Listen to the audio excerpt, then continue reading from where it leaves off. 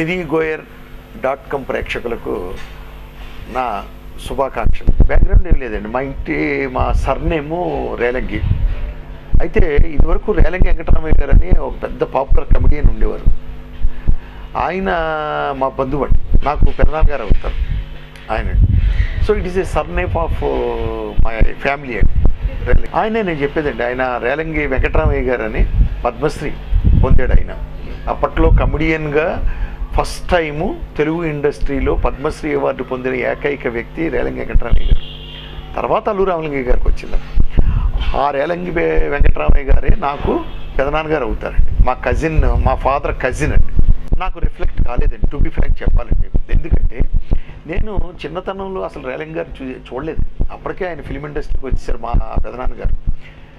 నేను నా చదువు, మా ఫాదర్ వచ్చి డాక్టర్ అండి, రేలంగి శ్రీరంగనాయకులు అని ఆర్ఎంపీ డాక్టర్. ఆయన యాంబిషన్ ఏమిటంటే నన్ను హైయర్ స్టడీస్కి పంపించాలని. బట్ ఒక స్టేజ్లో నేనే ఎడ్యుకేషన్ మానేశానండి. After PUC pre university course అని ఇదివరకు ఉండేది. దాని తర్వాత నేను మానేశాను. ఎందుకు మానేశానంటే ఎంబీబీఎస్ ఎంట్రన్స్ ఎగ్జామ్కి వెళ్ళానండి. నేను దానికి తగ్గ మార్కులు సంపాదించలేకపోయాను. So I'm unfit for the education, not for education, that is higher ఎడ్యుకేషన్కి ఐఎమ్ అన్ఫిట్ అని నేను సెల్ఫ్ డెసిషన్ తీసుకుని నేను మానేశాను. మా ఫాదరు ఇంకేం అనలేదండి. మా ఫాదర్ ఎప్పుడు కూడా పిల్లల్ని ఎవరిని ఏమనేవారు కాదండి జాస్తి. సో ఆ కారణంగా ఏమైందంటే నాకు రేలంగి వెంకటరామయ్య గారిని మీట్ అవ్వడం ఇట్లా జరగలేదు. అయితే నేను కాలేజీ డేస్లో కానివ్వండి, స్కూల్ డేస్లో కానీ కామెడీ నాటకాలు వేసేవాడిని, కామెడీ ఏకపత్రాభినయాలు వేసేవాడిని. నైట్ వాచర్ అప్పన్నాను కామెడీ ఏకపత్రాభినయం, పోస్ట్ మ్యాన్ అని ఒక కామెడీ ఏకపత్రాభినయం, అలాగే రాజీనామా అని ఒక నాటిక, చైర్మన్ అని ఒక నాటికలో కడితల కనకయ్య. కాలేజీ డేస్లో ఉన్నప్పుడు, స్కూల్ డేస్లోనూ నేను నాటకాలు ఎక్కువ ఆడాను, ఏకపాత్రాభినయాలు ఆడాను.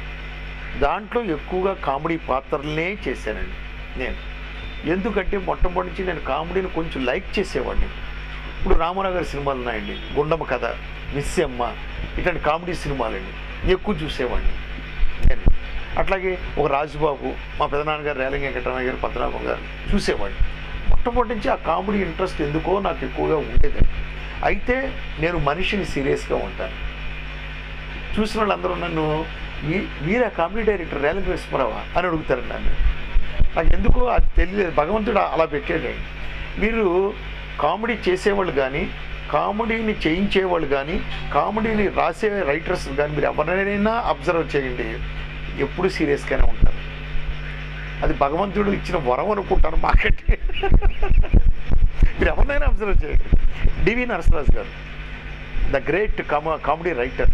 సో కామెడీ రాసేవాళ్ళు కానీ, కామెడీ చేసేవాళ్ళు కానీ, కామెడీ చేయించేవాళ్ళు కానీ, రైటర్స్ కానీ, డైరెక్టర్స్ కానీ, ఆర్టిస్టులు కానీ ఎప్పుడూ సీరియస్గానే ఉంటారు. మీరు ఎప్పుడైనా అబ్జర్వ్ చేయండి. మైండ్లో ఆలోచనలు వెళ్ళమని కాదండి, అసలు టోటల్గా ఎందుకో ఆ సీరియస్నెస్ అట్లా వచ్చింది. భగవంతుడు అట్లా ఇచ్చాడు. మా ఫేస్ ఏమో సీరియస్గా ఇచ్చాడు, మేము చేయించేదేమో కామెడీ అండి, చేసేది కామెడీ. మీరు కామెడీ ఆర్టిస్టులు కూడా చూడండి, ఎవరినైనా సరే. అవుట్ ఆఫ్ ది కెమెరా డివి నరసరాజు గారు అని రైటర్ ఉండేవారు, బౌడిపాటి రాధాకృష్ణమూర్తి గారు రైటర్ ఉండేవారు. మీరు ఎప్పుడైనా అబ్జర్వ్ చేయండి, వాళ్ళు ఎప్పుడు అలా సీరియస్గానే ఉంటారండి, కానీ కామెడీ రాస్తారు. లేటెస్ట్ మీరు జంజాల్ గారండి, మామూలుగా మనిషిని చూస్తే సీరియస్గా ఉన్నట్టుగానే ఉంటాడండి ఆయన. జంజాల్ గారు పోయిన మన క్రిస్తు శేషం జంజాల్ గారు, డైరెక్టర్ కమ్ రైటర్, బట్ రాసేది అద్భుతమైన కామెడీ. అట్లాగే మా కామెడీ సెటప్కి ఎందుకో ఆ భగవంతుడు అట్లా చేసాడు, మా ఫేస్ సీరియస్గా పెట్టాడు, ఇది ఇట్లా చేశాడు. జూనియర్ రేలంగి అంటే అండి, ఆయన ఆర్టిస్ట్గా రేలంగి గారిని, మా పెదనాన్న గారిని ఇమిటేట్ చేస్తూ ఉన్నాడు కాబట్టి అక్కడ స్టేజీల మీద కానీ, సినిమాల్లో కానీ జూనియర్ రేలంగి అని పెట్టుకున్నారు. యాక్చువల్గా రేలంగి గారి ఫ్యామిలీకి ఆయనకి అసలు సంబంధం లేదండి. కొంచెం అట్లా ఉంటుంది కాబట్టి అండి, దాంతో ఆయన యాక్షన్ చేస్తున్నాడు కాబట్టి జనరల్గా ఇమిటేట్ చేసేవాళ్ళు ఎప్పుడైనా మీరు చూడండి. సపోజ్ కొంతకాలానికి ఏమవుతుందంటే ఎవరినైతే ఎక్కువ ఇమిటేట్ చేస్తున్నారో వాళ్ళ లక్షణాలు వచ్చేస్తాయి వాళ్ళకి. ఒక మేల్ ఉన్నాడు, ఫిమేల్ని చేస్తున్నాడు, చంద్ర అని ఒక అతను ఉన్నాడు, మీకు డ్యాన్సర్, చాలా ఛానల్స్లో కూడా వచ్చాడు. మగ అతను ఆడవేషం వేసుకుంటాడు. ఉత్తప్పుడు కూడా మీరు చూసినప్పుడు మనకి లేడీలాగా అనిపిస్తాడు. సో ఇమిటేషన్లో ఉన్నటువంటి విషయం అండి. ఫస్ట్ పాయింట్ అండి, ఇన్ని కామెడీ సినిమాలు నేను చేయడం వల్ల చాలా ఆరోగ్యంగా ఉన్నానండి. ఫస్ట్ పాయింట్ ఎందుకంటే కామెడీ డైరెక్టరు డాక్టర్తో సమానం అంటారు. మెడిసిన్తో క్యూర్ చేసేది వ్యాధి, మానసిక రోగాలను క్యూర్ చేసేది హాస్యం అండి, టు బి ఫ్రాంక్. దానివల్ల ఏమైందంటే అండి, నాతో ఎవరు మాట్లాడినా కామెడీగానే మాట్లాడతారండి, నవ్వుతూ మాట్లాడతారు. అంటే కామెడీ డైరెక్టర్ అని అనుకుని. ఫర్ ఎగ్జాంపుల్, మా ఇంట్లో మొన్న 3 years క్రితం దొంగతనం జరిగింది. ఇదే ఇంట్లో జరిగినప్పుడు ప్రెస్ వాళ్ళు వచ్చారు. నేను ప్రెస్ చెప్పాను, ఇట్లా ఇట్లా జరిగింది, ఇలా జరిగిందని.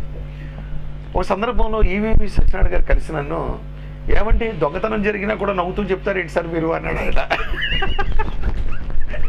అంటే ఒక కమెడియన్ మీద అవతల చూసే వ్యక్తికి అటువంటి ఇంపాక్ట్ ఉంటుందండి టోటల్గా.